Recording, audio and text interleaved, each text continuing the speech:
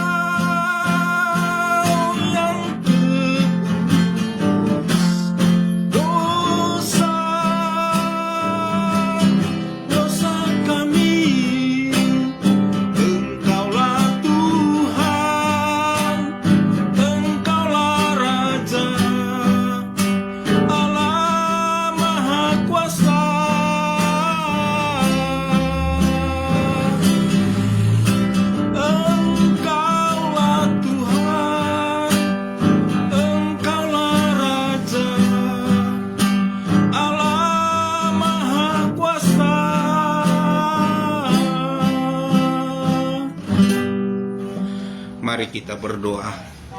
Segala puji dan syukur kami naikkan kepadamu Tuhan Yesus. Engkau dahsyat dan luar biasa. Pertolonganmu Tuhan, penyertaanmu sempurna bagi kami. Sehingga hari ini kami mahasiswa STT Spirit Tondano, Tahuna, Jakarta, bahkan Timika dan daerah lainnya akan mengikuti mata kuliah eklesiologi. Biarlah Tuhan, hikmat Tuhan mengalir dalam kehidupan kami, baik dosen maupun mahasiswa yang ada Tuhan, yang mengikuti live saat ini. Terima kasih Tuhan Yesus. Biarlah Tuhan selalu hikmat dan pengetahuan Engkau berikan Tuhan bagi kami semua, sehingga materi yang kami akan dapatkan pada hari ini menjadi berkat bagi kami semua, menjadi pedoman hidup kami. Terima kasih Tuhan, kami akan terima materi di sore hari ini hanya di dalam satu nama yang berkuasa di bumi dan di surga, yaitu di dalam nama Tuhan Yesus Kristus. Haleluya. Amin. Puji Tuhan, Salam. Salam sejahtera bagi kita sekalian. Bagi mahasiswa yang ada, senang sekali kita boleh berjumpa lewat live untuk mengikuti mata kuliah eklesiologi. Dan sebelumnya kita akan yel-yel STT Spirit. Kita sama-sama Spirit go, bertumbuh, berbuah, menuai. Puji Tuhan. Itulah tandanya supaya kita tetap semangat untuk mengikuti selama mata kuliah yang diberikan. Kita akan memulaikan mata kuliah eklesiologi dengan pendahuluan dalam kepercayaan iman Kristen. Yesus Kristus adalah kepala gereja. Persekutuan orang-orang percaya kepada Yesus Kristus disebut gereja.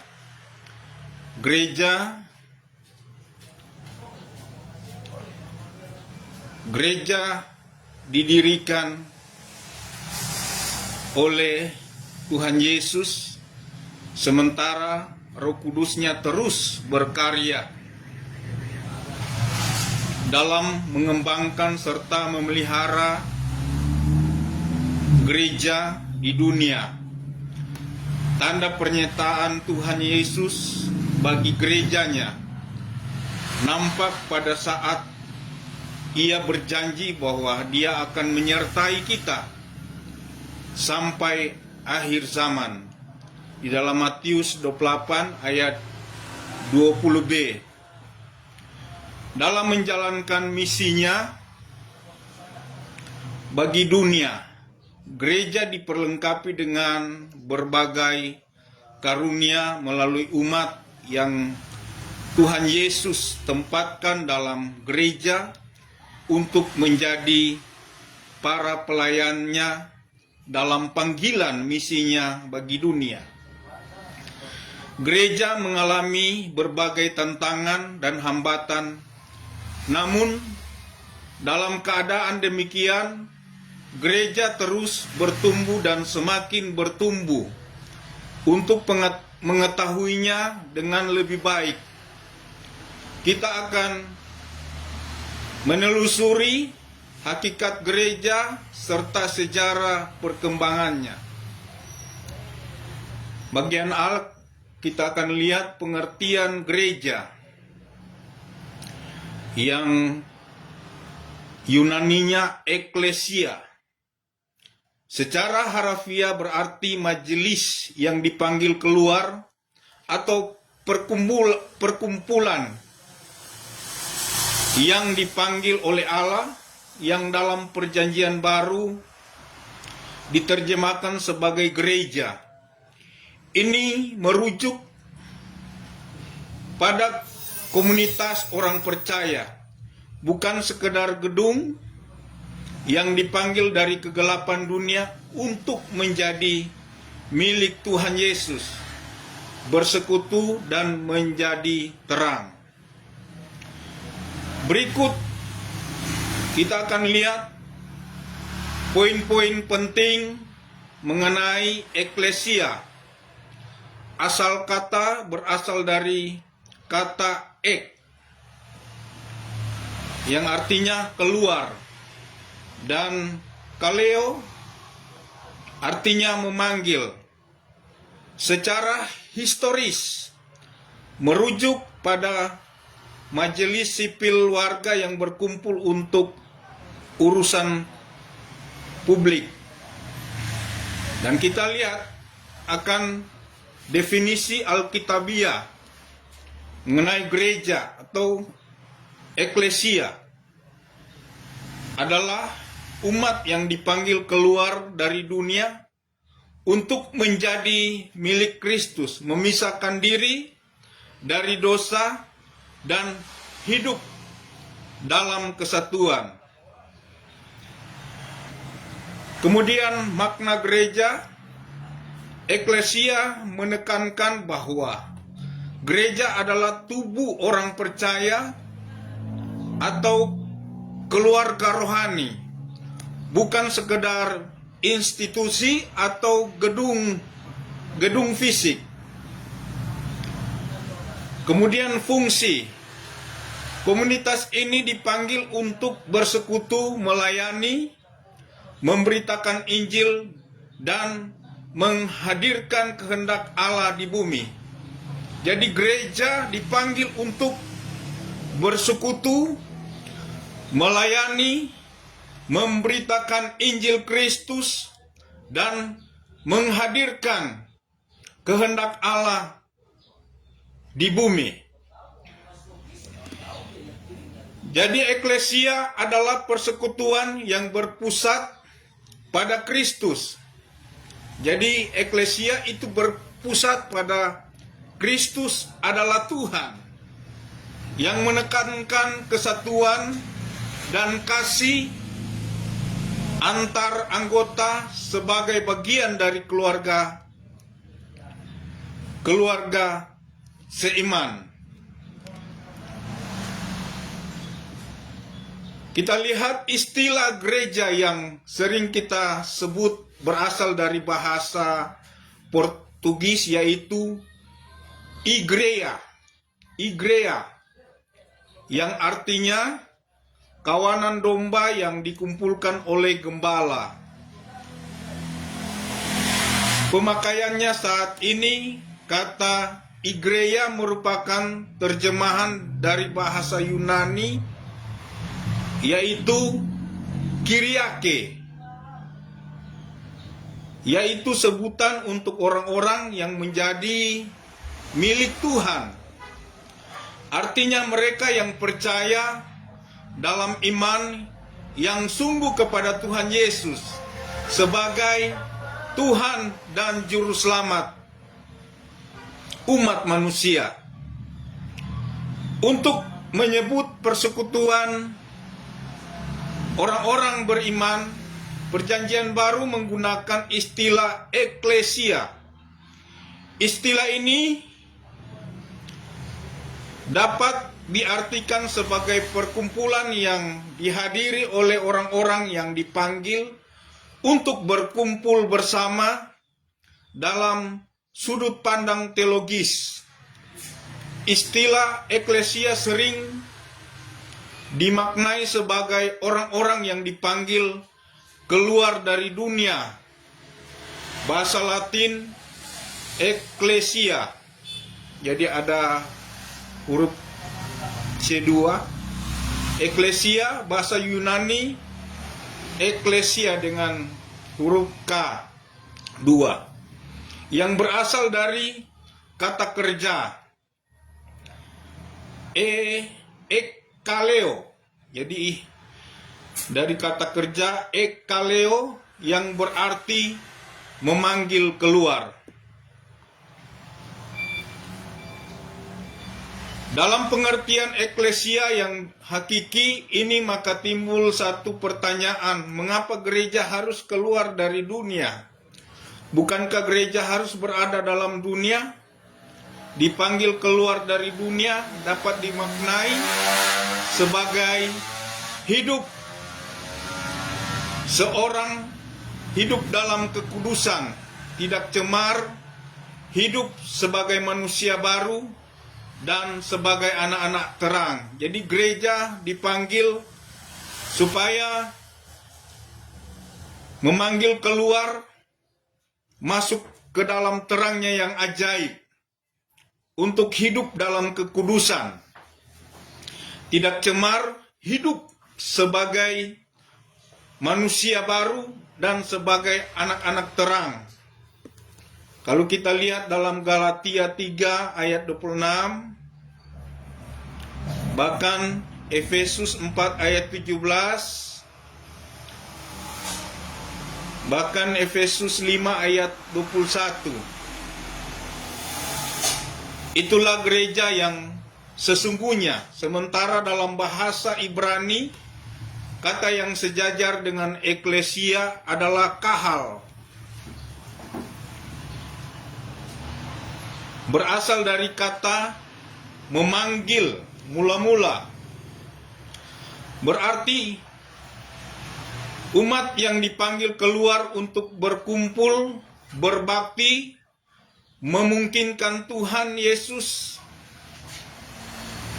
Jadi, umat yang dipanggil keluar untuk berkumpul, berbakti, memungkinkan Tuhan Yesus. Jadi Tuhan Yesus hadir. Gereja dipanggil keluar untuk berkumpul dan berbakti kepadanya. Kepada Tuhan Yesus yang kita sembah. Jadi pengertian eklesia ada dua, yaitu pertama, eklesia berbicara tentang tubuh kita, adalah merupakan gereja yang harus kita jaga kekudusannya, agar kita menjadi satu gereja yang utuh bersama Kristus yang adalah kepala gereja.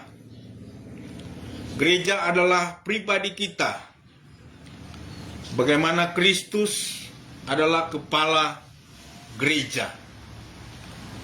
Kedua, eklesia berbicara tentang satu tempat yang merupakan satu wadah untuk orang-orang yang terpanggil keluar dan masuk dalam satu persekutuan, menerima Yesus Kristus dan tinggal diam di dalam hadiratnya.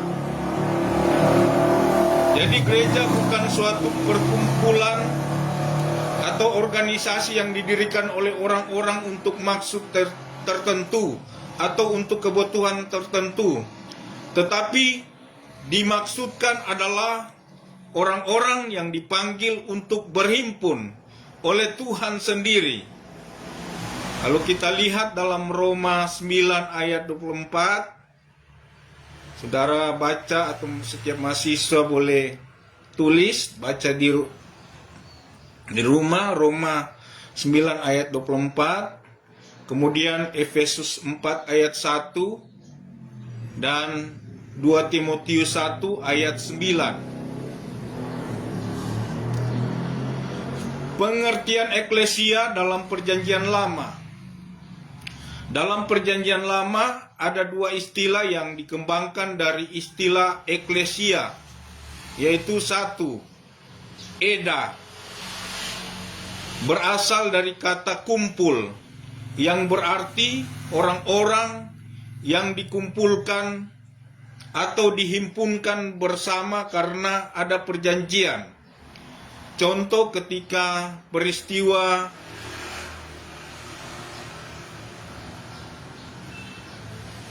khidmat pada saat umat berkumpul, peristiwa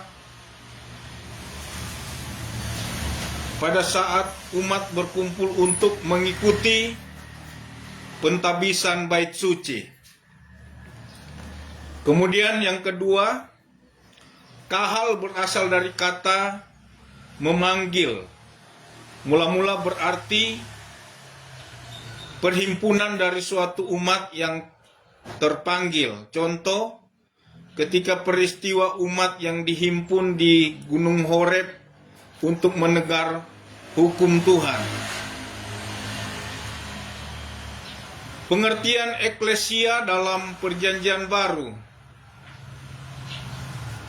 Dalam Injil, kata eklesia hanya disebut beberapa kali, misalnya Matius 16 ayat 18,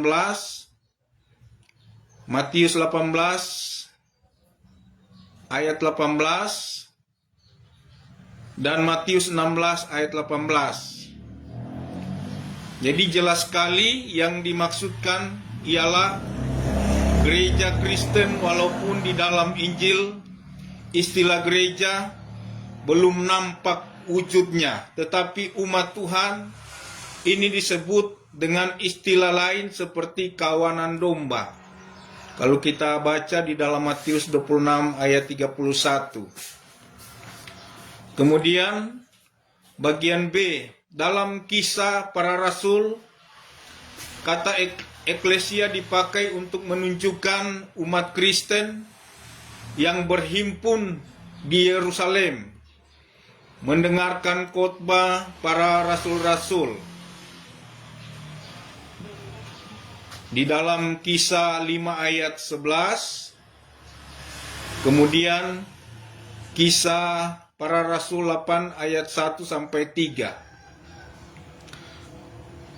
Mereka ini adalah orang-orang yang sudah dibaptis dan menerima pengampunan dosa, serta mendapat karunia roh. Itu di dalam Kisah Para Rasul 2 ayat 37 sampai 41. Kemudian eklesia di sini adalah kelanjutan dari umat Allah di dalam Perjanjian Lama, di dalam Kisah Para Rasul 7 ayat 38.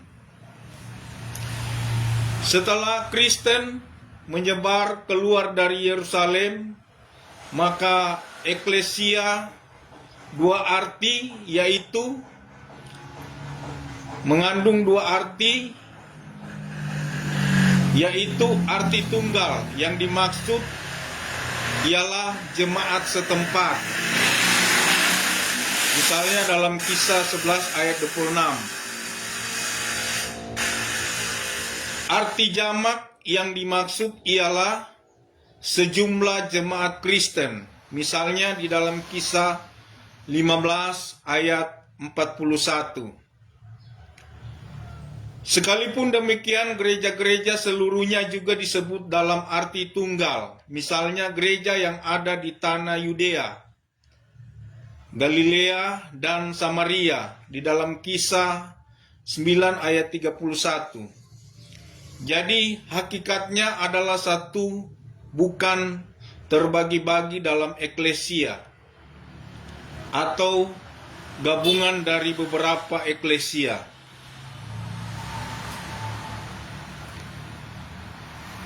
Trifungsi gereja, kita akan lihat trifungsi gereja atau warga gereja. Sebagai warga gereja memiliki 3 fungsi utama. Jadi kita akan lihat sebagai warga gereja memiliki 3 fungsi utama, yaitu pertama, kesaksian. Yunaninya marturia. Artinya kesaksian bukan saja sekedar kata-kata, tetapi melalui perbuatan kita merupakan kesaksian hidup. Jadi kita bersaksi, merupakan kesaksian hidup yang akan memberi dampak dalam kehidupan orang percaya, yang memberi impak bagi orang yang belum percaya. Yang kedua, bersekutu. Yunaninya koinonia. Sebagai warga gereja, ada persekutuan yang indah bersama Tuhan melalui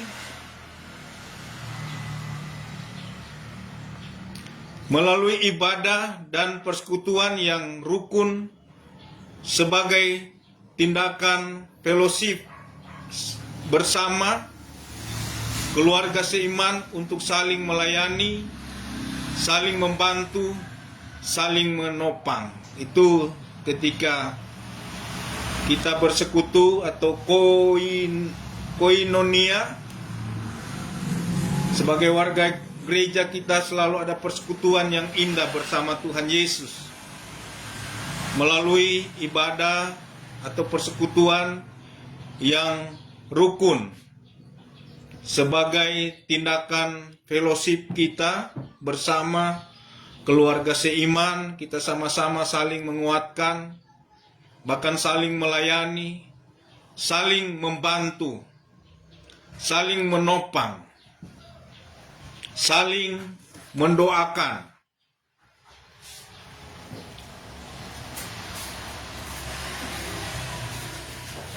Dan kemudian yang ketiga, melayani.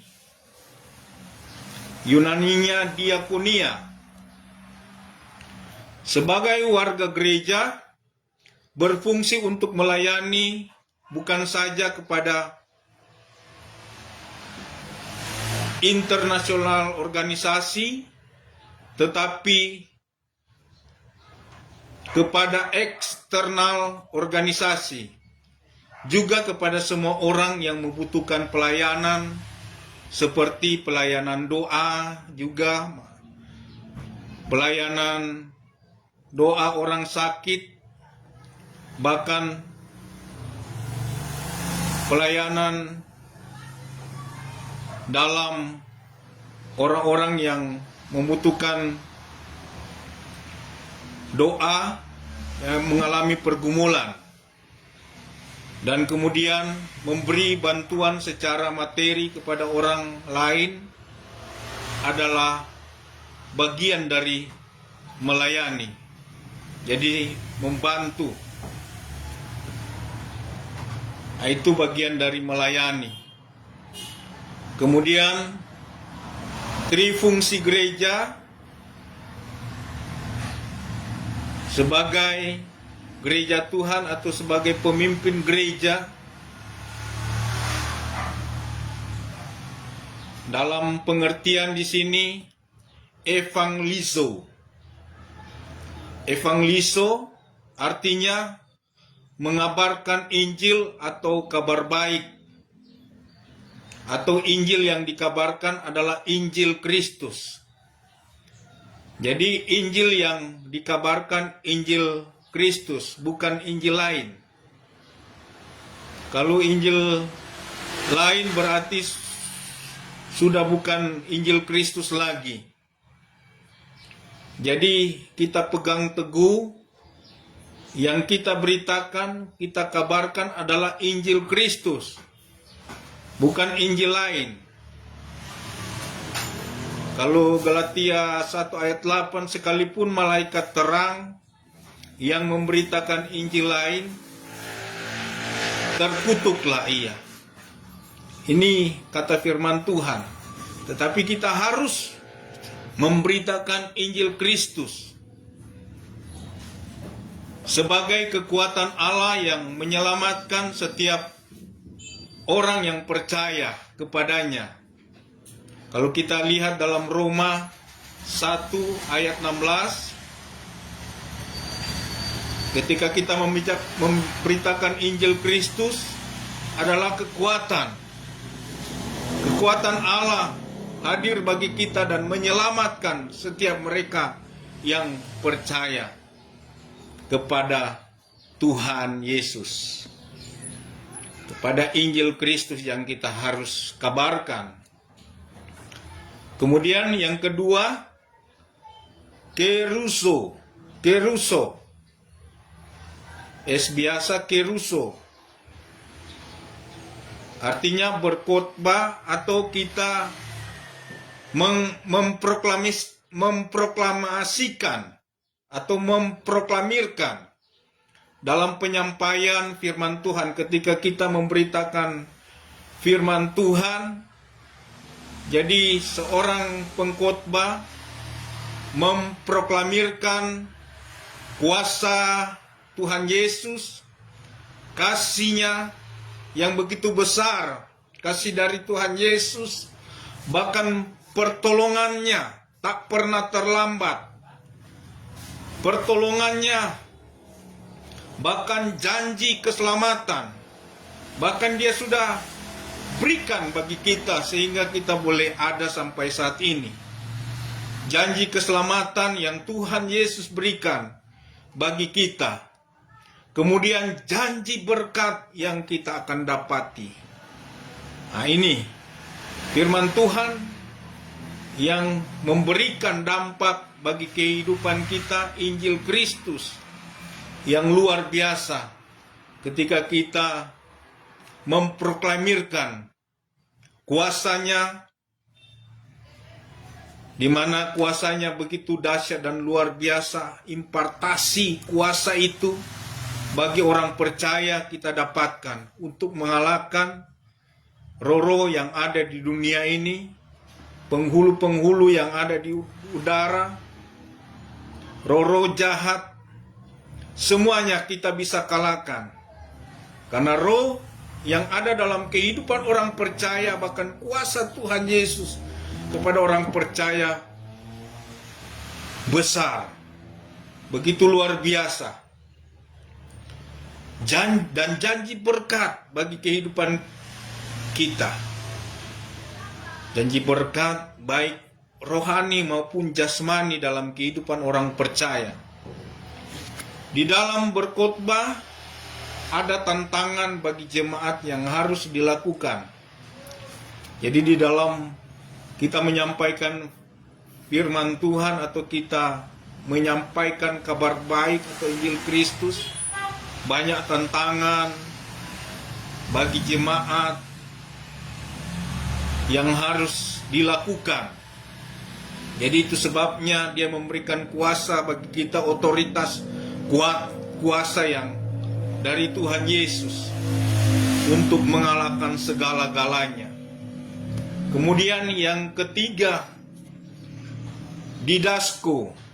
Didasko artinya mengajar. Kita mengajar, kita menjadi guru, menjadi dosen, kita mengajar. Istilah ini sering dipakai dalam pelayanan Yesus Kristus dengan menyampaikan Injil dengan cara mengajar. Nah, ini dalam pengajaran firman Tuhan, kalau kita dapat lihat seperti Injil dengan cara mengajar, seperti pelayanan Yesus Kristus dengan menyampaikan Injil dengan cara mengajar. Di dalam firman Tuhan dalam Matius 10 ayat 7 sampai 15, kemudian Lukas 10 ayat 4 sampai 12. Hal ini berarti pemimpin gereja memiliki tugas mengajar untuk memperlengkapi atau equipping, memperlengkapi jemaat. Kemudian bagian C, dalam surat-surat, di dalam surat khususnya surat-surat Rasul Paulus, istilah gereja dipakai dalam bentuk tunggal dan jamak. Misalnya jemaat Kengkrea, Roma 16 ayat 1, jemaat di rumah Aquila dan Priska. Di dalam 1 Korintus 16 ayat 19. Bahkan jemaat di Yudea di dalam 1 Tesalonika 2 ayat 14. Di dalam surat-surat yang menunjukkan Rasul Paulus gunakan istilah-istilah yang menunjukkan pengertian tentang gereja. Misalnya tubuh Kristus dalam Efesus 1 ayat 22 dan Efesus 5 ayat 23, Kolose 1, bahkan Kolose 18 ayat 24. Kemudian mempelai perempuan Kristus Efesus 5 ayat 23 dalam Efesus 5 ayat 23 sampai 32. Istilah gereja juga adalah rumah Allah dalam 1 Timotius 3 ayat 15. Kemudian arak-arakan Tuhan yang menang 2 Korintus 2 ayat 14.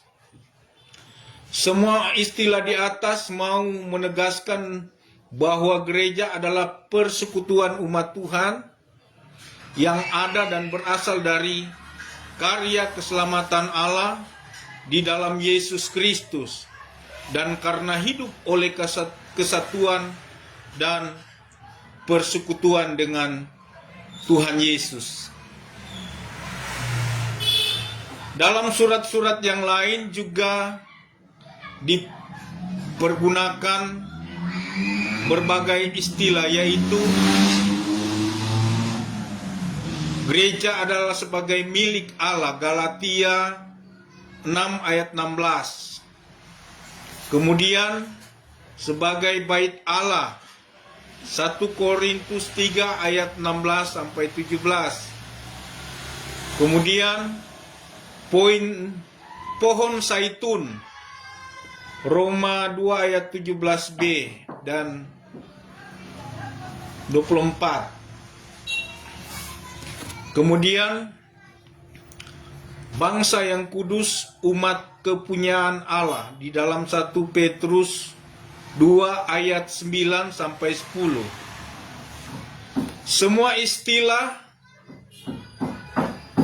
Semua istilah-istilah yang paralel dengan pengertian gereja menunjukkan adanya kesinambungan dari Israel lama dalam arti umat pilihan Allah.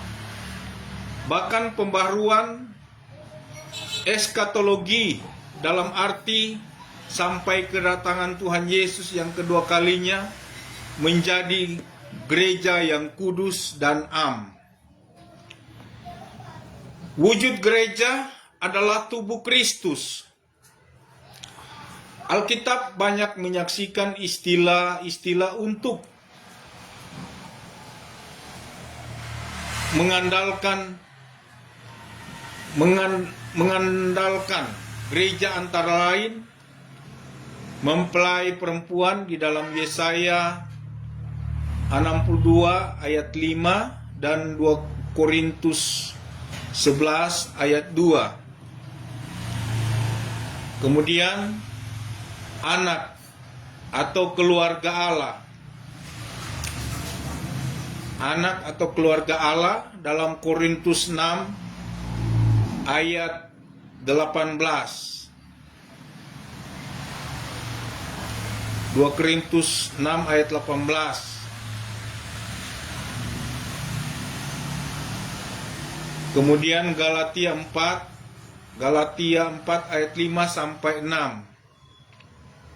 Kemudian tubuh Kristus 1 Korintus 12, Efesus 1 ayat 22 sampai 23, Efesus 4 ayat 29 sampai 30, kemudian Kolose 1 ayat 18 dan ayat 24. Memang dalam seluruh perjanjian baru hanya Paulus yang memakai istilah yang tepat untuk menggambarkan gereja, sebab dalam zaman Pauluslah gereja memperoleh bentukannya. Di dalam Kisah 2, hari raya Pentakosta sebagai hari lahirnya gereja. Istilah yang paling tepat digunakan Paulus dapat kita jumpa dalam suratnya kepada jemaat di Korintus. Pada waktu itu jemaat Korintus sedang berada dalam kekacauan yang mengarah pada perpecahan yang diakibatkan oleh orang yang salah menggunakan karunia-karunia rohani yang mereka peroleh. Paulus mengakui ada bermacam-macam karunia dan jabatan, tetapi yang berbeda-beda itu harus diarahkan untuk kepentingan damai sejahtera. 1 Korintus 14 ayat 33. Untuk menggambarkan keadaan jemaat yang dalam kepelbagaian itu, Paulus menggambarkannya sebagai tubuh. Pertama, tubuh terdiri dari berbagai anggota yang mempunyai fungsi dan tugas masing-masing. Namun, satu dan lain hal tidak dapat dipisahkan. Memang nyata, kaki mempunyai bentuk dan fungsinya sendiri. Berbeda dengan tangan, tetapi benarkah karena ia bukan tangan? Benarkah telinga bukan tubuh karena ia bukan mata? Keanekaragaman bentuk dan fungsi itu menunjukkan adanya suatu kesatuan tugas yang utuh dan saling melengkapi, sekalipun tangan di bagian atas dan kaki di bagian bawah tubuh, namun tangan tidak lebih mulia atau lebih berkuasa daripada kaki. Dalam kesatuan tugas yang lebih tinggi dan tidak ada yang lebih rendah. Di pihak lain, dalam suratnya kepada jemaat di Efesus dan Kolose, pengandalan tentang tubuh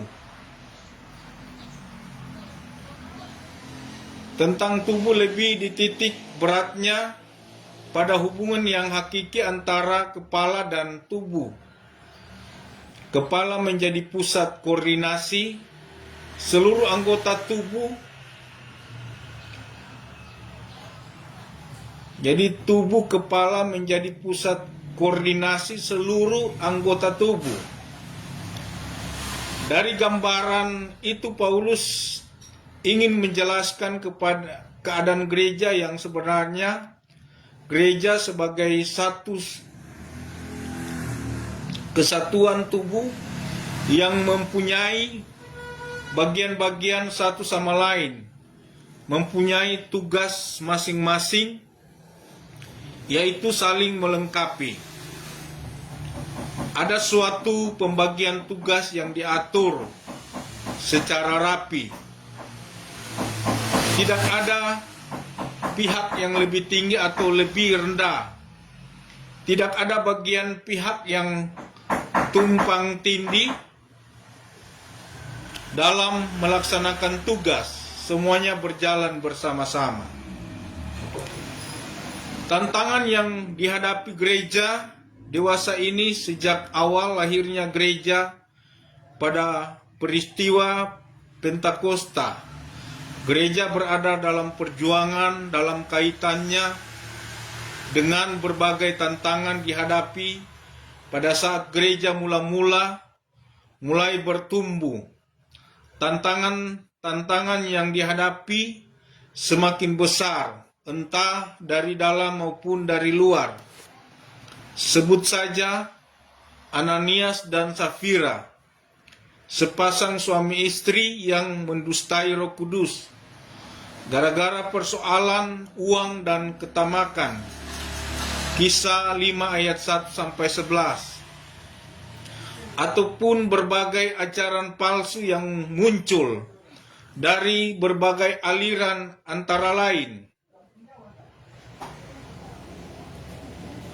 Markon adalah seorang yang membedakan Allah, perjanjian dan perjanjian baru, perjanjian lama dan perjanjian baru. Perbedaan ini dilatar belakangi oleh keprihatinnya terhadap dunia yang rusak dan jahat. Ia berpikir bahwa pada Sang Pencipta adalah Allah yang jahat, yang telah menciptakan dunia. Akibatnya ia membuat Alkitabnya sendiri dengan menghilangkan beberapa unsur perjanjian lama. Kemudian bagian B, Gnostik atau Yunani Gnosis artinya hikmat yang tinggi. Aliran ini membedakan antara Allah perjanjian lama dan Allah perjanjian baru berdasarkan sifatnya. Di dalam perjanjian lama Allah digambarkan sebagai Allah yang jahat. Sedangkan Allah perjanjian baru adalah Allah yang baik, penuh dengan kasih.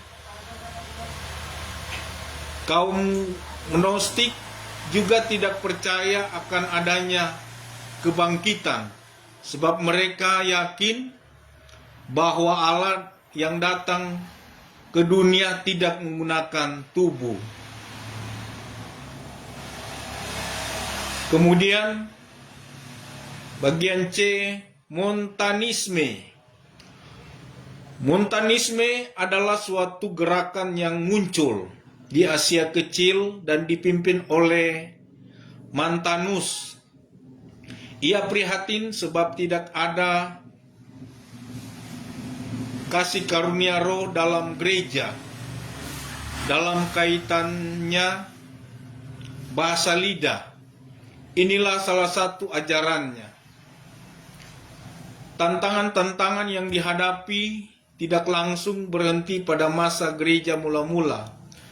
Namun, dikatakan bahwa tantangan itu selalu ada dan menyertai gereja dalam pertumbuhannya. Di zaman modern, era kemajuan teknologi, era globalisasi, gereja diperhadapkan dengan fenomena yang sama sekali baru.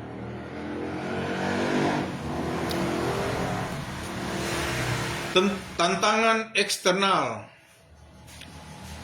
Kita lihat tantangan eksternal di dalam hal yang pertama, kemajuan ilmu, teknologi dan pengetahuan atau era globalisasi. Perkembangan ilmu, pengetahuan dan teknologi telah membawa berbagai kemajuan yang memberi kontribusi yang signifikan bagi kehidupan banyak orang. Berbagai penemuan ilmu pengetahuan, berdirinya lembaga-lembaga demokrasi, keberhasilan manusia untuk memperluas pilihan hidup adalah bagian real globalisasi terhadap satu ambivalensi yang muncul bersamaan dengan berkembangnya ilmu pengetahuan dan teknologi sebagai ciri khas era global.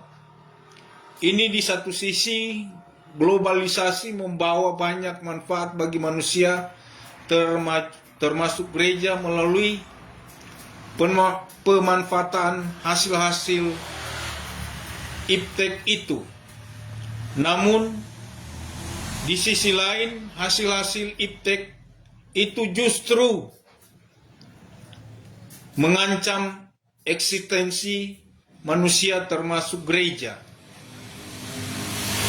Karenanya gereja sungguh-sungguh berada dalam situasi carut-marut dunia, beberapa tantangan yang dihadapi gereja dapat disebut antara lain gereja berada di tengah situasi pemujaan ekonomi global tanpa menghiraukan efek destruktifnya terhadap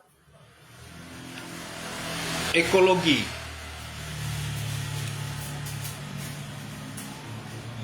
Konsumerisme dan materialisme lebih kuat daripada penghargaan terhadap keunikan manusia. Konsumerisme telah menjadi etos global dominan sebagai penentu moral manusia, padahal gereja terus menekankan uniknya manusia sebagai yang diciptakan segambar dan serupa dengan Allah, dan bahwa Alkitab adalah sumber norma bagi kekristenan atau individualisme semakin meningkat dalam masyarakat di era globalisasi ini. Yang kedua, situasi sosial, politik, dan budaya menentang gereja dari segi sosial, politik, dan budaya. Terdapat beberapa pokok persoalan yang dihadapi gereja antara lain dekadensi yang dialami oleh warga masyarakat termasuk warga gereja, dehumanisasi, situasi yang tidak lagi memanusiawikan manusia dilihat sebagai objek untuk dieksploitasi. Kemudian aborsi yang semakin meningkat adalah tantangan besar bagi manusia, tidak lagi dihargai sebagai ciptaan dari Allah. Itu aborsi. Kemudian tantangan internal bagi gereja. Pertama, kemajemukan aliran dalam gereja. Pluralisme tidak hanya terjadi dalam suatu negara namun juga terjadi dalam gereja. Kita menemukan ada begitu banyak aliran di dalam gereja antara lain Lutheran, Calvinis, Anglican, Menonit, Baptis, Metodis, Pentekostal, Karismatik, Evangelikal, Bala Keselamatan, Advent, Saksi Yehova, dan Mormon. Sebagai macam aliran dalam gereja ini menghasilkan akibat yang positif, dan negatif. Akibat negatif, semakin banyaknya aliran dalam gereja dapat menimbulkan sikap saling curiga antara satu dengan yang lain. Aliran yang satu menganggap dirinya yang lebih baik dari yang lain. Akibatnya terjadi primordial sempit dalam gereja. Seakan kita telah melupakan bahwa Yesus Kristus adalah kepala gereja. Jadi patokannya kita sebagai gereja Tuhan, itu kita patokannya Yesus Kristus adalah kepala gereja. Kita terus memproklamirkan nama Tuhan Yesus Kristus. Jangan Injil lain. Kemudian bagian B, akibat positif, implikasi bagi aliran oikumene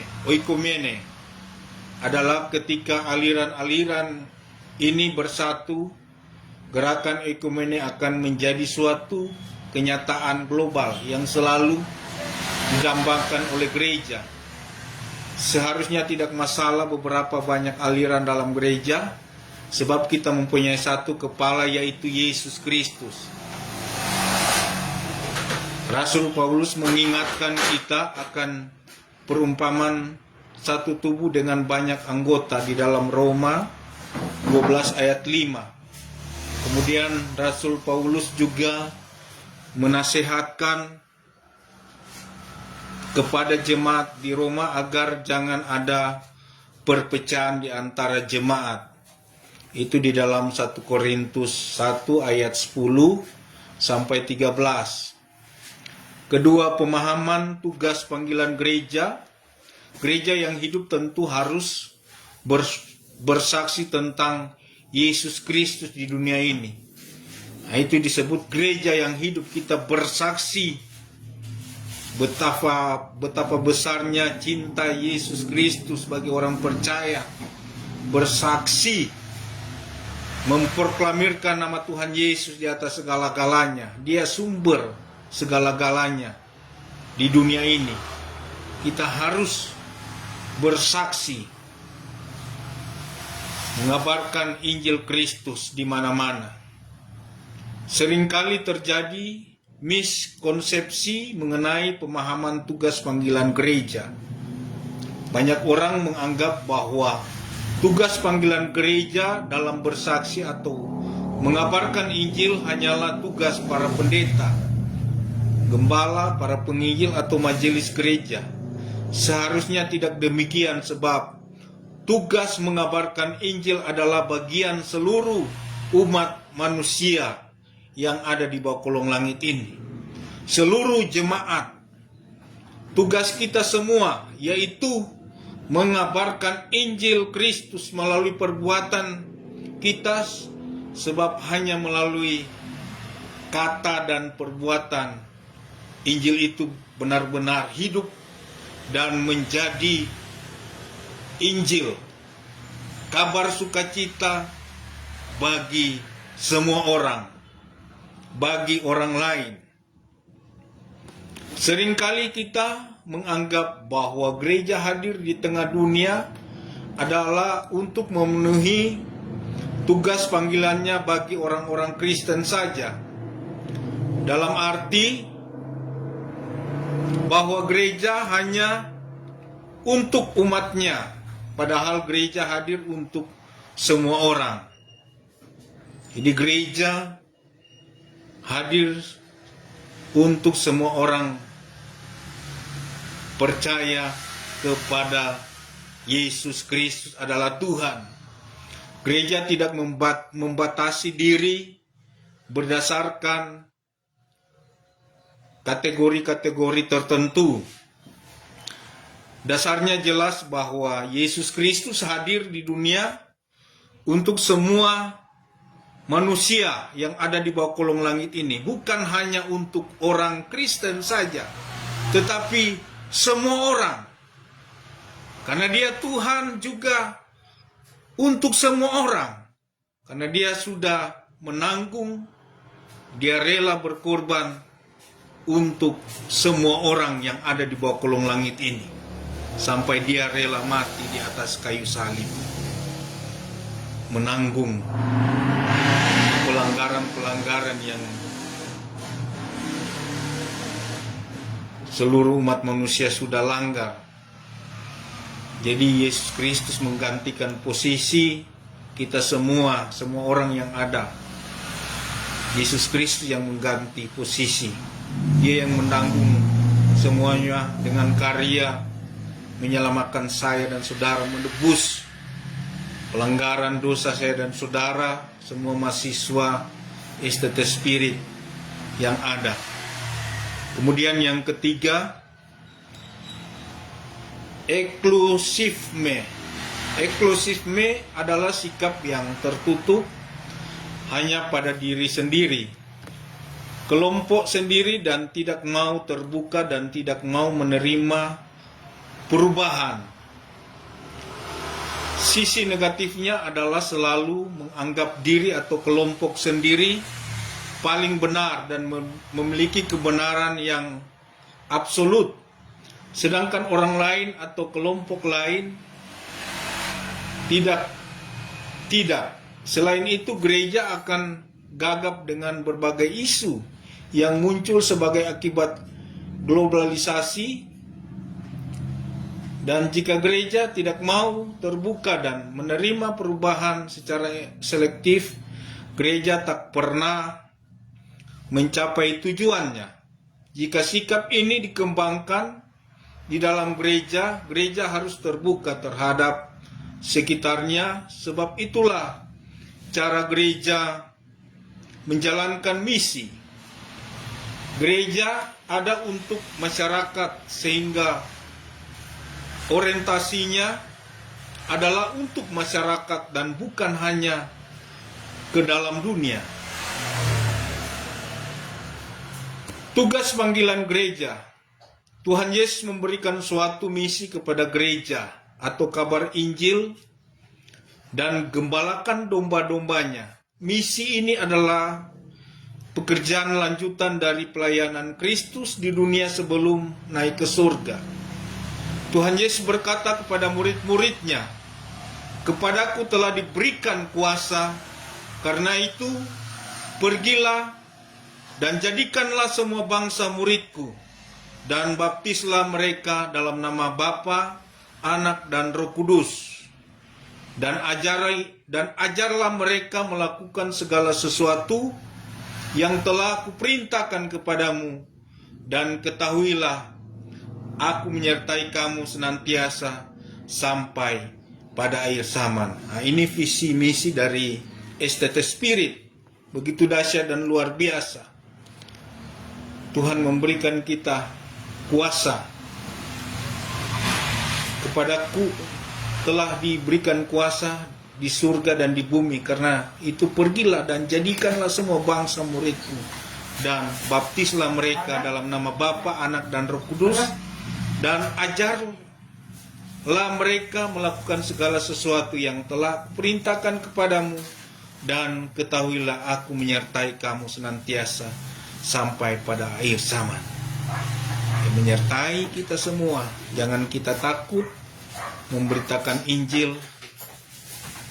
Kuasa yang besar diberikan bagi kita semua untuk memberitakan Injil.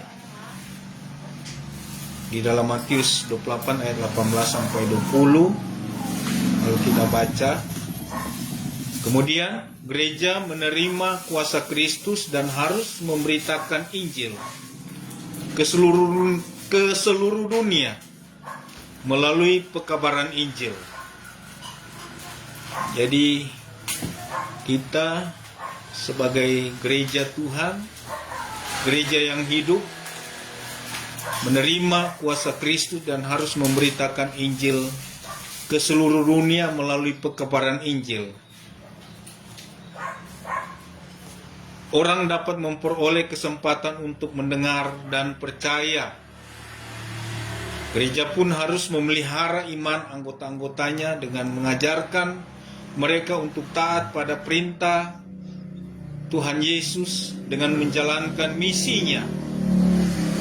Gereja mempersiapkan diri untuk menyambut kedatangan Kristus pada kali yang kedua. Kemudian ada 3 tugas utama gereja yang sering dirumuskan dalam kehidupan bergereja, yaitu bersaksi, yang saya sudah berikan tadi. Bersaksi, Yunaninya marturia, kita harus bersaksi tentang Injil Kristus. Kemudian bersekutu, Yunaninya koinonia, dan melayani. Kemudian diakonia. 3 tugas ini, jadi bersaksi, marturia, bersekutu, koinonia, dan melayani, diakonia. 3 tugas ini umumnya disebut tritugas gereja. Kemudian kesaksian atau marturia. Marturia adalah penjelasan atau perbuatan kita yang bersekutu dan melayani. Tidak ada isu Kristenisasi dalam arti memaksa orang lain untuk mengakui Yesus Kristus sebagai Tuhan dan Juru Selamat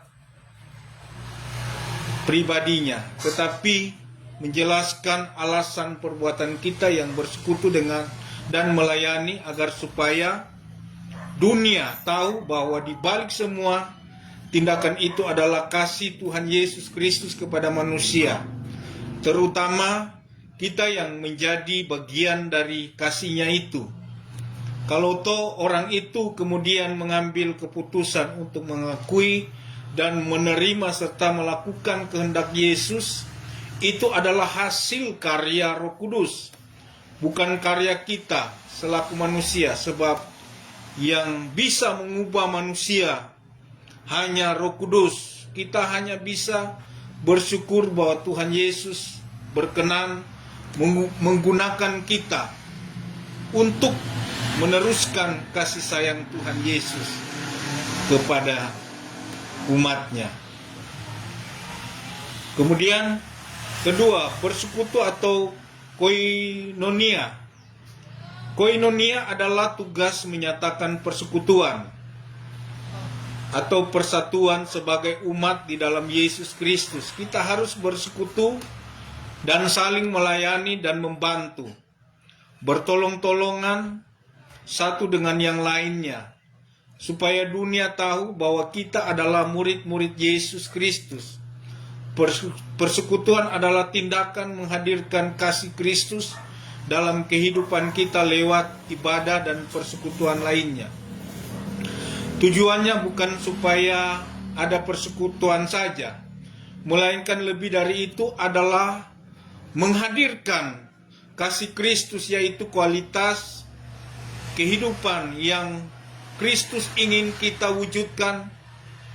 Paling tidak hal itu harus terjadi dalam persekutuan di gereja. Kalau gereja sendiri sudah tidak menghadirkan persekutuan itu sebagai wujud dari kasih Kristus, jangan salahkan Tuhan kalau Dia lalu menggunakan orang lain dan kehadiran Tuhan Yesus sudah tidak ada lagi dalam gereja. Kita masih berteriak-teriak Tuhan, Tuhan, tetapi Tuhan sudah tidak lagi menjadi bagian kehidupan kita. Jadi kita sendiri juga bisa mengusir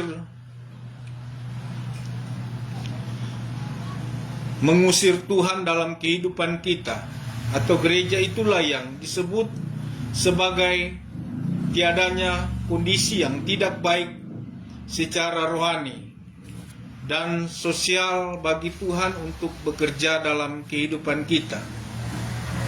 Kemudian yang ketiga, melayani atau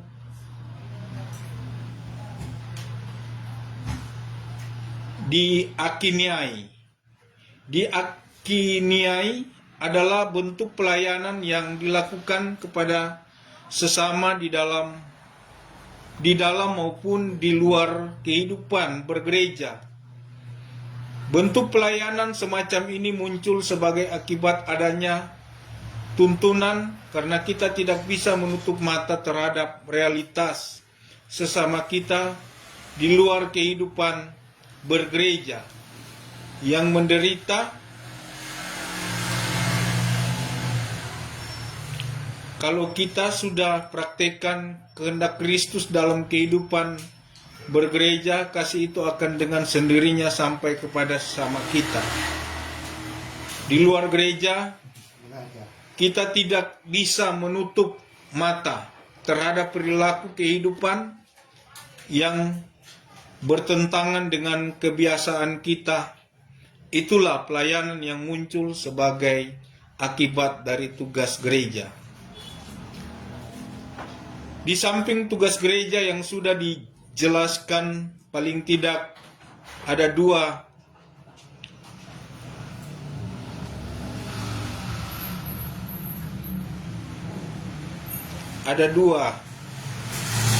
gereja yang juga penting untuk dipahami.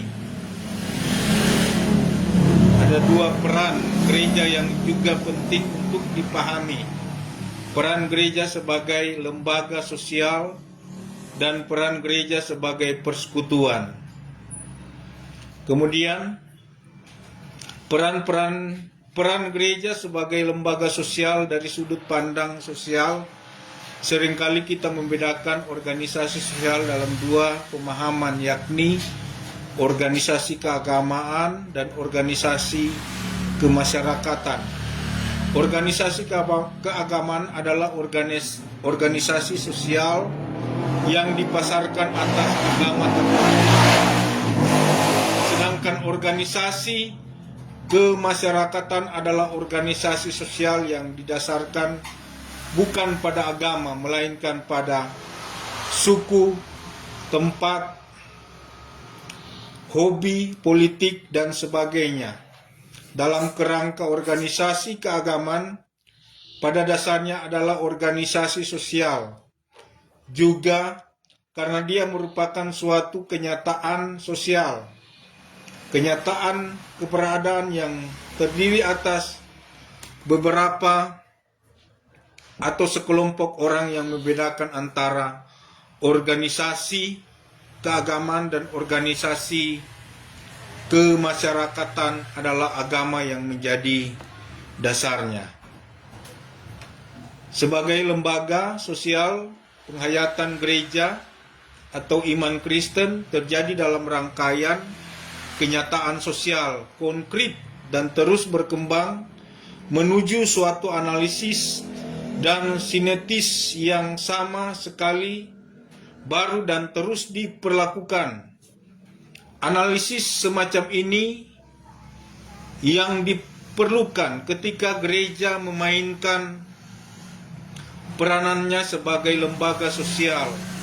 Gereja sebagai lembaga sosial akan nampak dalam bagaimana ia berteologi, sehingga istilah yang tepat untuknya adalah berteologi sosial atau gereja yang mengembangkan teologi sosial. Konsep semacam ini hanya akan menemukan jati dirinya dalam aras empiris atau praktek, bukan hanya dalam aras abstrak atau konsep.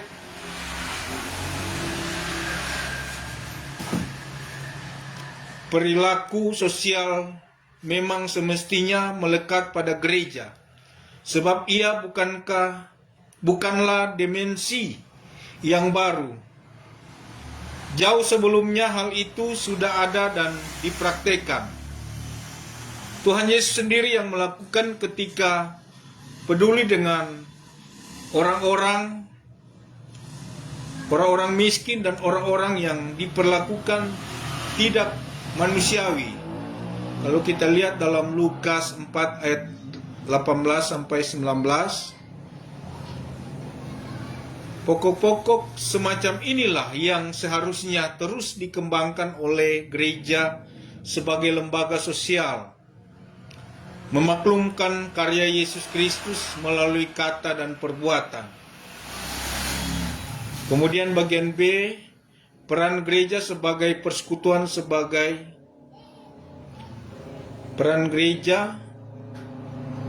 persekutuan.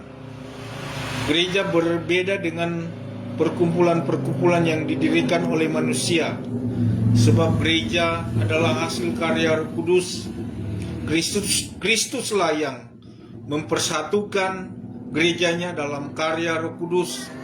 Jadi tidak ada istilah yang lebih tepat untuk menggambarkan peran gereja sebagai persekutuan selain istilah melayani.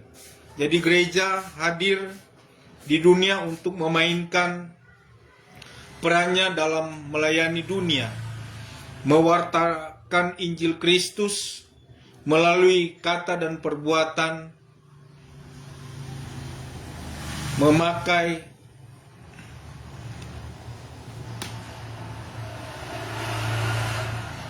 memaklumkan kabar baik bagi semua orang.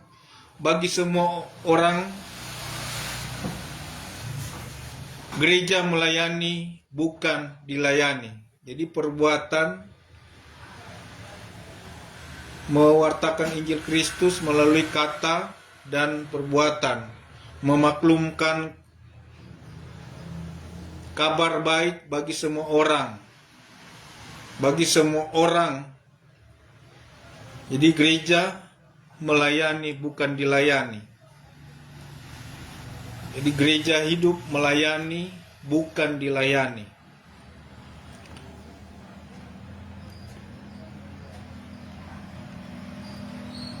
Kemudian gereja dan self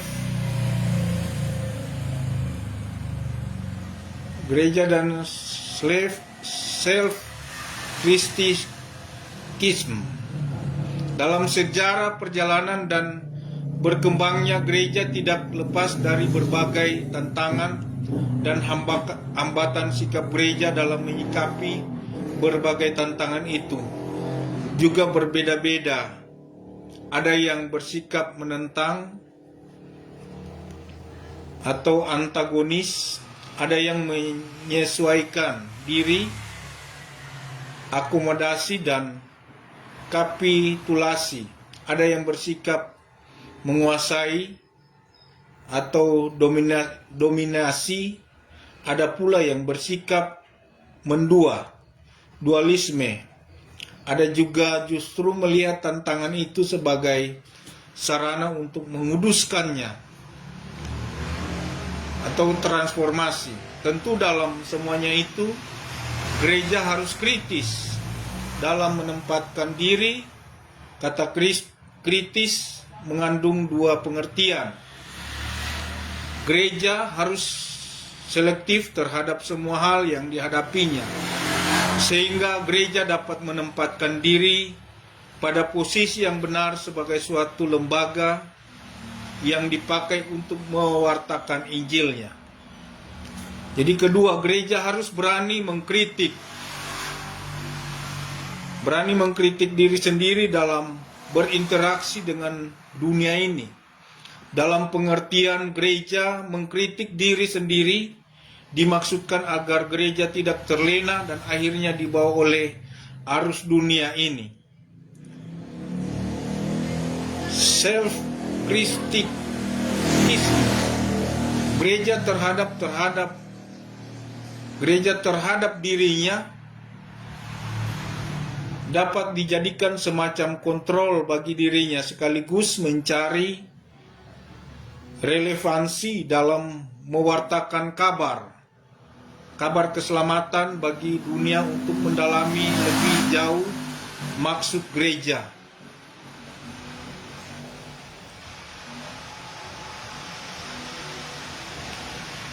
Sangatlah perlu kita ketahui apa saja peran atau kontribusi gereja bagi masyarakat tempat di mana gereja berinteraksi.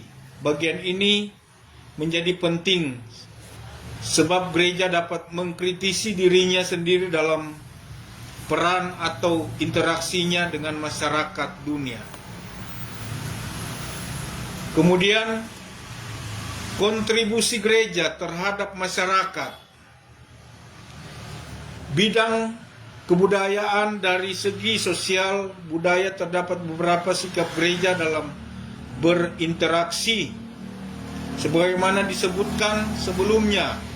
Salah satunya adalah sikap transformasi, artinya gereja hadir untuk mentransformasikan atau menguduskan dunia atau kebudayaan. Sikap ini dikemukakan oleh Richard Niebuhr dalam bukunya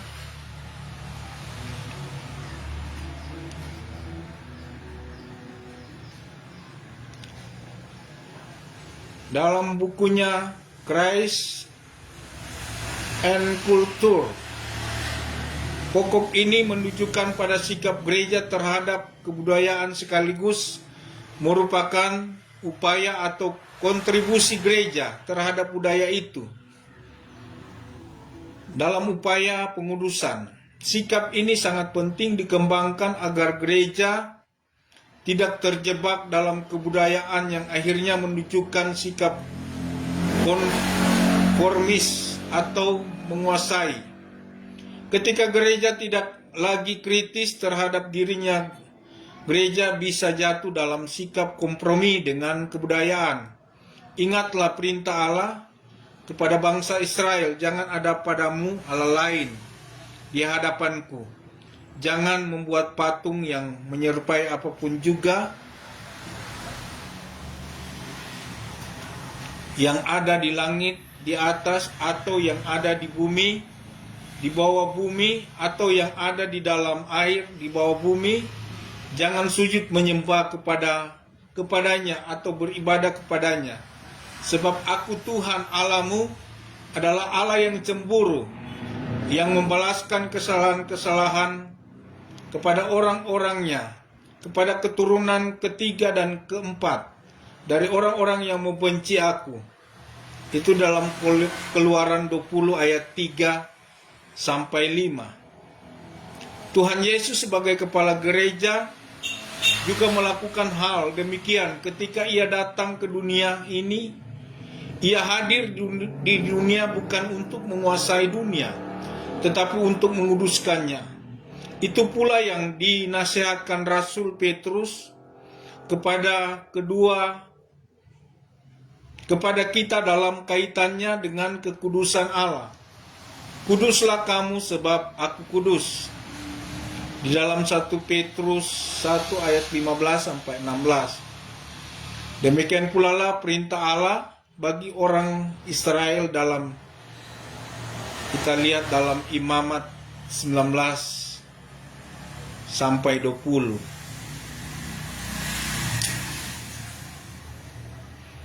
Kemudian bidang politik.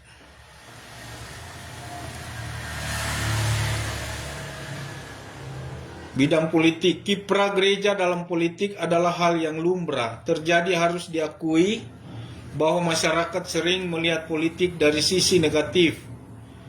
Terdapat distori atau miskonsepsi mengenai konsep politik. Politik selalu dianggap suatu yang kotor, yang menyebabkan kekacauan, licik, dan harus dihindari. Pemahaman semacam ini muncul atas dasar pengalaman manusia atau umat pada masa lampau. Namun pada dasarnya politik itu baik, sebab berpolitik adalah berupaya mempertahankan harkat dan martabat manusia yang diinjak-injak. Politik itu memanusiakan manusia. Gereja sebagai lembaga rohani, sebagai bagian dari masyarakat, terpanggil untuk memberikan keseimbangan dalam dunia politik. Artinya bahwa gereja turut memberikan pemahaman-pemahaman yang benar mengenai bagaimana seharusnya politik yang benar itu berlangsung. Upaya ini dapat diwujudkan melalui memikirkan, menganalisis, merencanakan, dan mengatur strategi.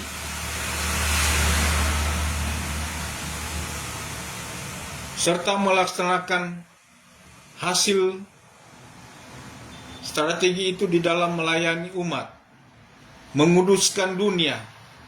Tempat Allah menempatkan gereja dalam pemahaman semacam ini. Tentulah gereja perlu dan harus berpolitik. Gereja berasal dari Allah bagi dunia dan oleh dunia. Semua itu ada akhirnya akan tertuju pada kemuliaan Allah. Gereja juga harus berhati-hati terhadap fenomena politik dunia akhir ini. Di dalam konteks Indonesia dengan adanya multipartai, gereja harus menempatkan diri sebagai perpanjangan tangan Allah di dunia, bukan perpanjangan tangan partai tertentu.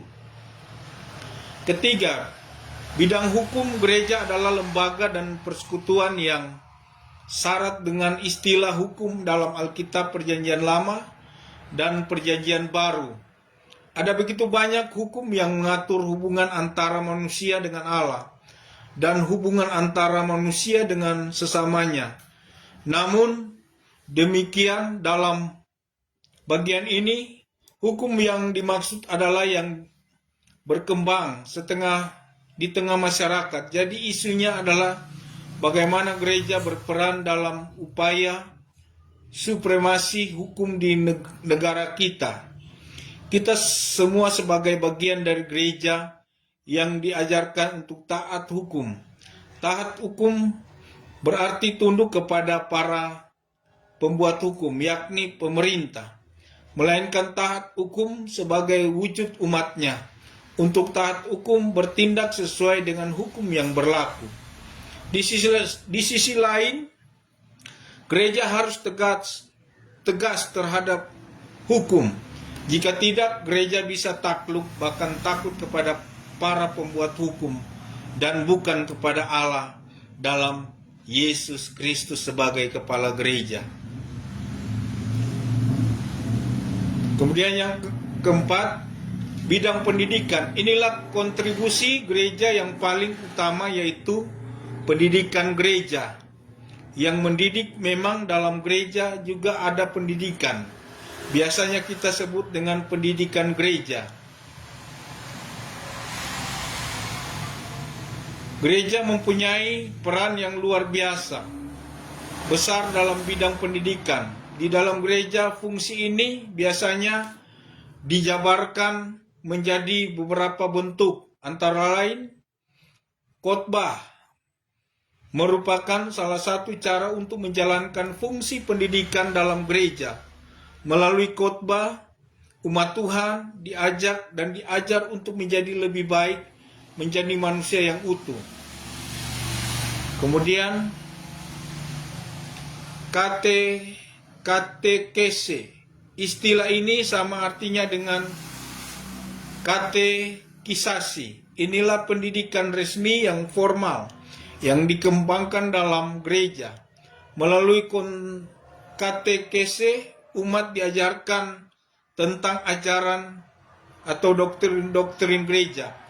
Bagaimana umat hidup dalam kaitannya dengan sesamanya, dengan alam dan sebagainya.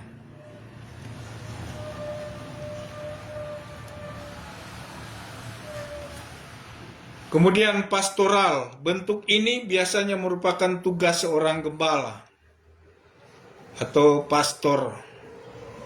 Melalui pastoral, umat dididik, digembalakan atau diarahkan berdasarkan tujuan tertentu yang ingin dicapai melalui pengembalaan itu. Gereja juga harus mendukung tiap upaya pendidikan yang membebaskan dan menguatkan atau mendorong warga belajarnya. Kemudian dan menghindari pendidikan yang hanya sekedar mengontrol atau menguasai. Power over. Motif dari semua bentuk pendidikan ini adalah agar umat bertumbuh dan berbuat di dalam Kristus, sehingga kita semua menjadi saksi-saksinya yang dipanggil keluar dari kegelapan menuju terang Allah. Bagian B, gereja mengkritik diri sendiri. Dari penjelasan-penjelasan di atas, nampak bahwa gereja memiliki dua fungsi atau dua identitas utama, yaitu gereja sebagai suatu institusi sosial dan gereja sebagai persekutuan, sebagai lembaga sosial. Gereja terpanggil untuk menyatakan ajaran-ajaran sosial bagi dunia. Gereja harus mendukung tiap upaya untuk meneguhkan harkat dan martabat manusia sebagai wujud dari kemanusiaan manusia itu sendiri. Saat bersahabat dengan orang berdosa yang dipinggirkan dari masyarakat pada zamannya, gereja juga adalah lembaga karena tugas sosial gereja juga dapat dilakukan oleh para pejabat dalam gereja. gembala, pendeta, dan jajarannya, bahkan oleh seluruh umat. Dalam mewujud nyatakan fungsi gereja sebagai lembaga sosial, gereja juga harus mampu mengkritisi dirinya sendiri, sehingga semua yang dilakukan tidak tertuju pada upaya mencari kebenaran dan membanggakan diri, namun semua yang merupakan wujud syukur kepada Allah di dalam Yesus Kristus, Sang Kepala Gereja. Selain itu, gereja juga harus terbuka untuk mengakui kekurangan ini, mengakui kekurangan dan kelemahannya dalam menjalankan fungsi sosial ini. Dengan pengakuan semacam ini, gereja dapat terus mengevaluasi diri ke arah yang lebih baik. Sebagai persekutuan gereja ada di dunia untuk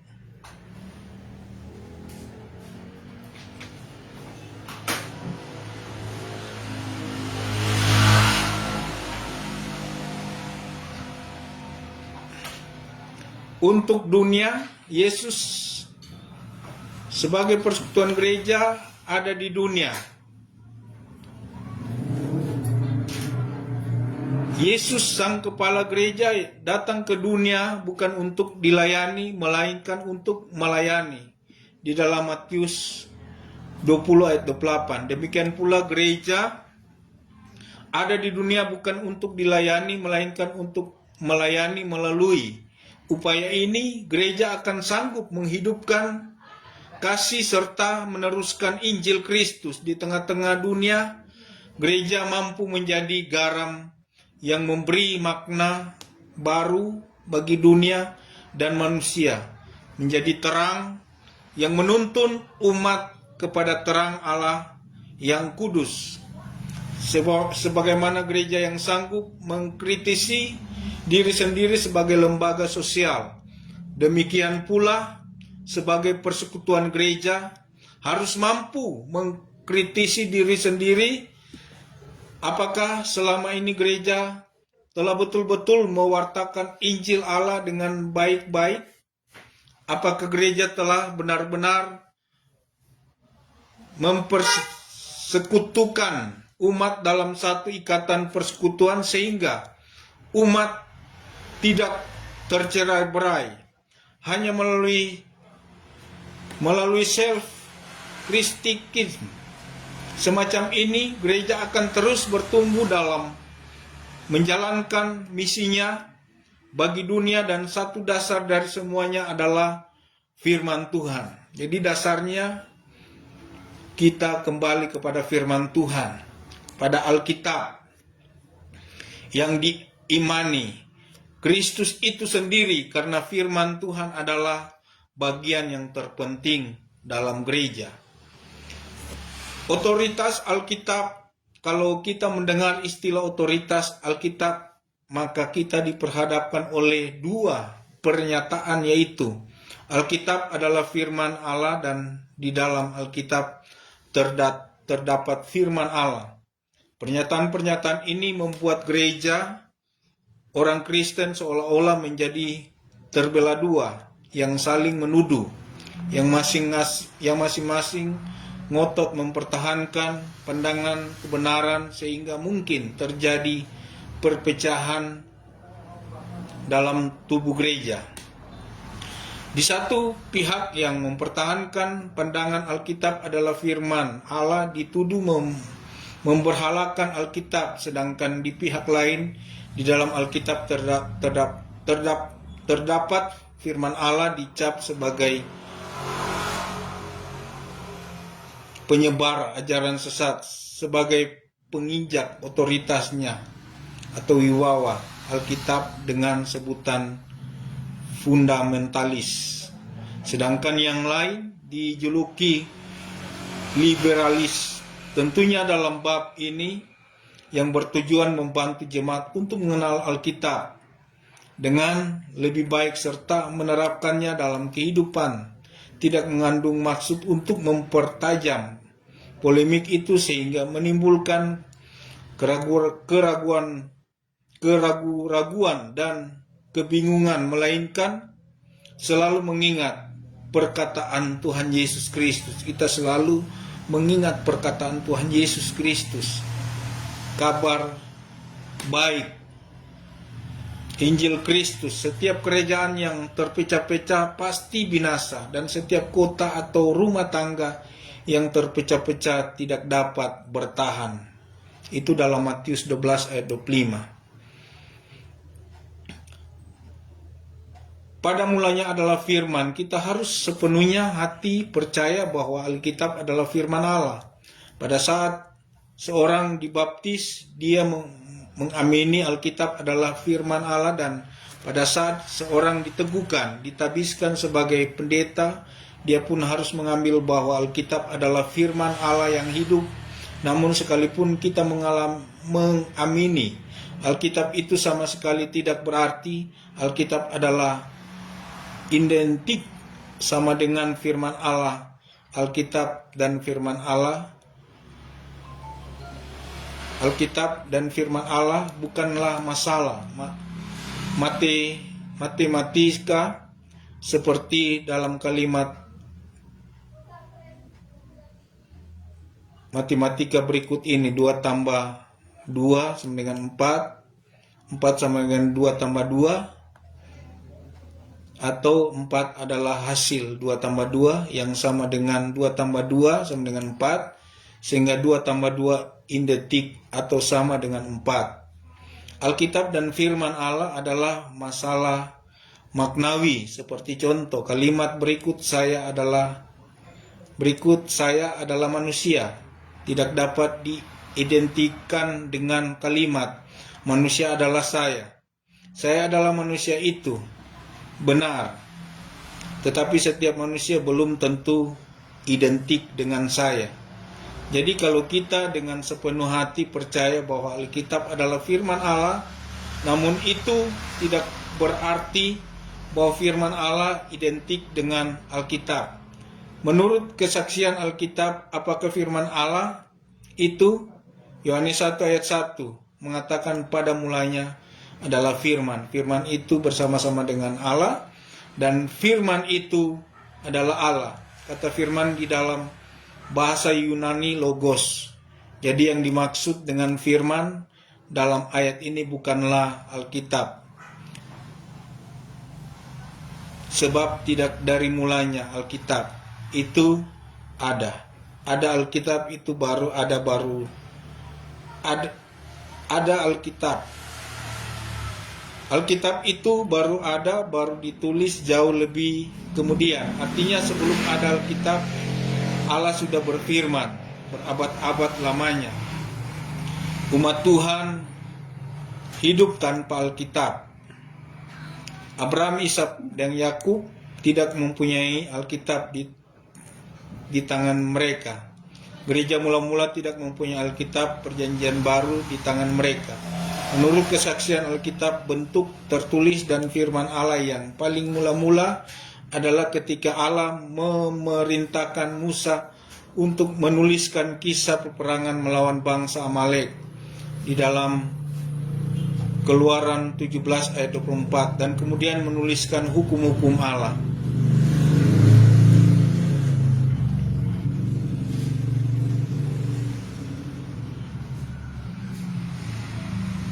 Firman itu adalah Allah, bukan Alkitab. Bagi orang percaya, Alkitab bukan Allah dan Allah bukan Alkitab. Orang percaya menyembah Allah dan bukan menyembah sebuah buku.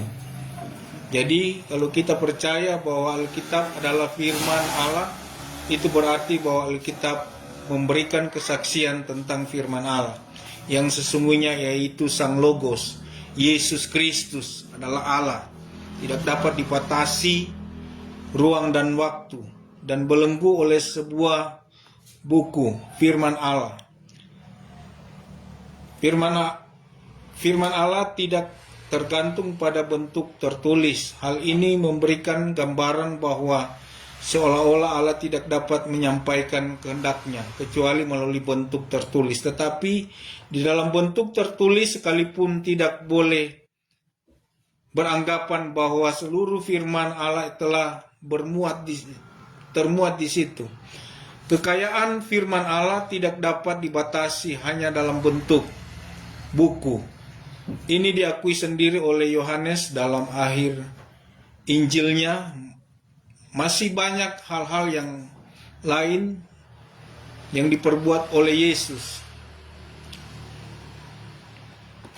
Jikalau semuanya itu harus dituliskan satu persatu, maka agaknya dunia tidak dapat memuat semua kitab yang harus ditulis itu. Yohanes 21 ayat 25. Alkitab diwahyukan oleh Allah sendiri.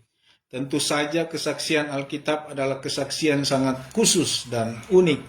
Sebab tidak ada kesaksian Sang Logos yang begitu gamblang, lengkap dan penuh seperti yang ada di dalam Alkitab kalau tidak diwahyukan oleh Allah sendiri. Dalam 2 Timotius 3 ayat 16 tertulis, segala tulisan yang diilhamkan memang bermanfaat untuk mengajarkan, untuk mengajar, untuk menyatakan kesalahan, untuk memperbaiki kelakuan, dan untuk mendidik orang dalam kebenaran. Pengilhaman utuh terjadi secara mekanis, artinya Roh Kudus menghembuskan kalimat demi kalimat dan menulisnya secara mekanis tanpa melibatkan kemampuan berbahasa budaya, situasi, waktu, dan tempat. Pandangan ini beranggapan bahwa semua yang tertulis dalam Alkitab langsung ditekan oleh Roh Kudus dan manusia hanya menjadi alat yang tidak berkehendak. Tetapi pandangan ini tidak mampu menjelaskan. Dalam Roma 16 ayat 22, 1 Korintus 1 ayat 16, 1 Korintus 11 ayat 3, dan 2 Timotius 4 ayat 13. Dan masih banyak lagi ayat-ayat yang lain. Sesudah pembaruan gereja, ketika usaha untuk menyelidiki Alkitab terjadi dengan intensif di kalangan tokoh-tokoh pembaharuan gereja, maka ada pandangan pengilhaman yang dinamis, artinya Roh Kudus memakai juga dinamika manusia, kemampuan menyelidiki, kemampuan berbahasa, budaya yang berlaku saat itu. Lihat Lukas 1 ayat 1 sampai 4. Jadi manusia ikut berkarya dalam Alkitab. Itu berarti Allah menyampaikan firman-Nya dalam bahasa manusia, karena melalui itulah Allah berkomunikasi dengan manusia. Apa jadinya kalau Allah berfirman memakai bahasa Allah atau bahasa surga? Mustahil bagi manusia untuk memahaminya, dan itu berarti tidak terjadi komunikasi. Bahasa manusia ada konsekuensinya, yaitu terbatas. Ada begitu banyak hal yang tidak diungkapkan sepenuhnya melalui bahasa manusia. Hal ini bukan merupakan suatu yang mencelakakan atau yang perlu kita sesalkan, tetapi perlu kita syukuri karena Allah berkenan memakai manusia.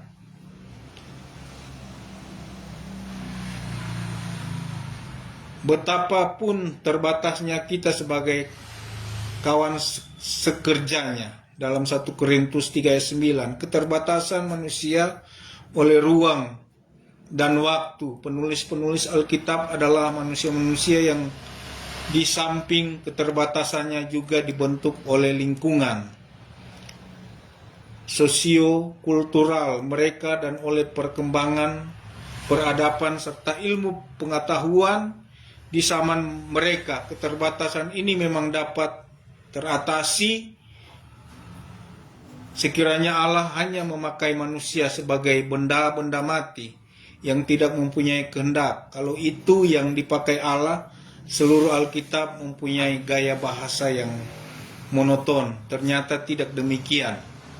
Tiap kitab mempunyai gaya bahasanya masing-masing yang memperkaya dan memperindah nuansa yang terkandung di dalamnya. Jadi kesimpulan,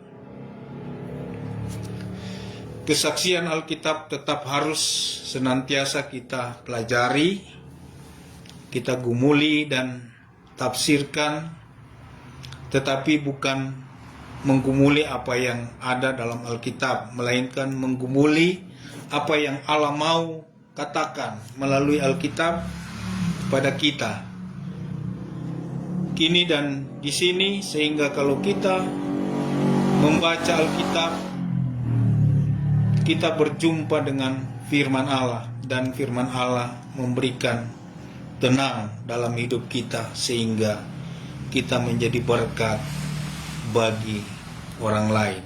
Puji Tuhan, biarlah materi ini kita boleh dapat kembali belajar ulang melalui video sesudah ini, dan kita akan menyelesaikan mata kuliah yang sudah diberikan pada hari ini, dan kita satu dalam doa. Kami bersyukur kepadamu Tuhan Yesus atas materi eklesiologi yang sudah diberikan kepada mahasiswa, bila semua mereka dapat kembali belajar berulang-ulang sehingga mereka dapat mengerti, dan hikmat Tuhan terus diberikan kepada kami semua mahasiswa, bahkan semua dosen yang ada. Kami kan percaya melalui materi ini semuanya diberkati oleh Tuhan. Mahasiswa yang ada, baik di mahasiswa STT Spirit Tondano, Tahuna, Jakarta, bahkan Timika dan daerah lainnya yang sedang mengikuti live mata kuliah eklesiologi ini, mereka juga diberkati. Mereka dapat aplikasikan kepada teman-teman mereka dan mereka dapat menawarkan Tuhan untuk mengikuti di STT Spirit untuk angkatan selanjutnya, angkatan 14. Kami berdoa buat mahasiswa yang dalam persiapan mereka menyusun skripsi, tesis, dan disertasi. Tuhan akan tolong memberikan hikmat. Semua tugas-tugas yang mereka kerjakan, mereka boleh selesaikan dengan baik. Dan mereka tentunya diberikan nilai yang luar biasa oleh semua dosen yang ada. Tuhan, terima kasih, kami akan percaya sampai mereka boleh akan mengikuti ujian juga pada bulan April, bahkan wisuda pada bulan Mei untuk mahasiswa STT Spirit kelas Timika. Kami akan percaya Tuhan akan menolong kami semua.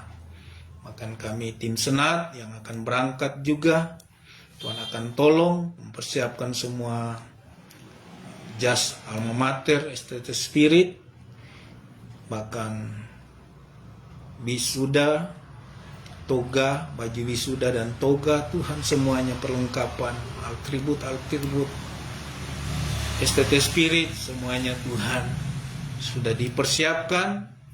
Bahkan Tuhan akan selalu menyelesaikan dengan luar biasa, memberikan pertolongannya luar biasa bagi kami semua. Tuhan, pengurus yang ada, kami serahkan ke dalam tangan Tuhan. Terima kasih Tuhan Yesus. Kami bersyukur buat materi yang kami sudah terima. Kami alaskan hanya di dalam nama Tuhan Yesus. Kami akan selesaikan materi ini di sore hari menjelang malam, hanya di dalam satu nama yang berkuasa di bumi di surga, yaitu di dalam nama Tuhan Yesus Kristus. Kami bersyukur dalam nama Yesus. Haleluya. Amin. Puji Tuhan. Tuhan memberkati. Salam jumpa di materi selanjutnya. Shalom, Tuhan Yesus memberkati.